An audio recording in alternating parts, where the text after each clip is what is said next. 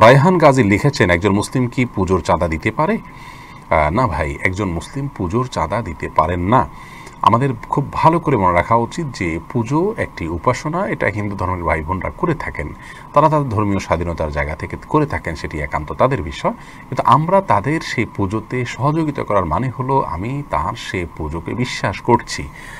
দেখুন, আপনি যদি জানেন যে কোনো কাজ অন্যায়, গুনাহের কাজ, পাপের কাজ আল্লাহ তাআলা নিষেধ করেছেন, তাহলে সে কাজে আপনি অর্থায়ন করাটার মানে হলো হয় আল্লাহ রাব্বুল আলামিনের নিষেধাজ্ঞাকে আপনি মানেন না, তাহলে সেক্ষেত্রে তো ঈমান না থাকার মতো বিষয় চলে আসবে, অথবা আপনি সেখানে সহযোগিতা করা, সেখানে ফান্ডিং করা, এটা যদি আপনি আপনার অজ্ঞানতা অবস্থায় করে থাকেন তাহলে সেটিও এক ধরনের ত্রুটি। সর্বাবস্থায় আল্লাহ বলেছেন সূরা মাতা ২ নম্বর আয়াতে, ওয়ালা তাআওয়ানুল আলাল ইসমি ওয়াল উদওয়ান, সীমা লঙ্ঘন এবং পাপের কাজে তোমরা একে অন্যের সহযোগিতা করো না। তারা তাদেরটা করুক, সে স্বাধীনতা আপনি দিলেন, সেটি আরেক বিষয়, কিন্তু তাদেরকে আপনি আর্থিকভাবে সহায়তা করতে পারেন না। এটা আমাদের চিন্তা এবং আদর্শগত দেউলিয়াত্ব ছাড়ার কিছুই নয়।